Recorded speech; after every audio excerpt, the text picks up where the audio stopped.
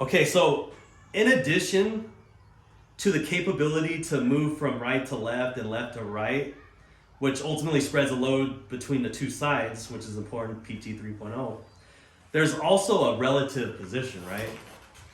So if your femur or if your pelvis is dumped forward, you're in relative hip flexion. Right.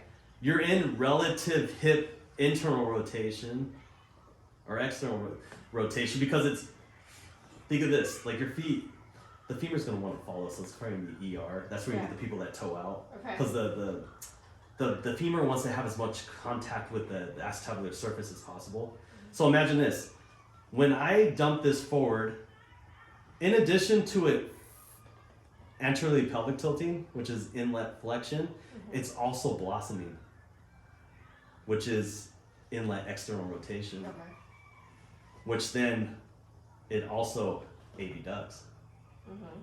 So now look at relative femur position. Yeah. So that's where you'll get people that toe out. Okay. Because they want to maintain contact.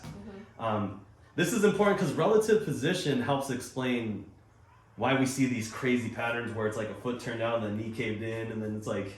Oh, it's so gross. Yeah, so that's why if we set pelvic position, it allows a starting line, a starting position for everyone to start from at the same starting line.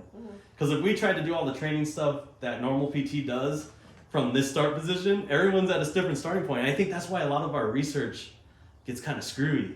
Because now they're putting people with the like symptoms and like age, like gender, whatever, but they're not like patterns. There's some AICs in there, there's some PECs in there, and now what are we really measuring? And that's what drives Ron crazy a lot of times. He brings that up. Because this stuff, the PRI world does a good job about citing where all these ideas are coming from. So there's tons of resources. He got drugged through the dirt, so he's been through it. But what's cool here is, all right, now we say there's a relative femur position, which we can do a better job of explaining. I'll look it up and make sure. Because then if there's a relative femur position, there's a relative kneecap position. This explains a lot of patellar femoral symptoms. Yeah. That's all from here. And that's where Gray Cook is genius. Like, I didn't look at it this way. Proximal stability equals distal mobility. If we get all this shit lined up, everything lets go.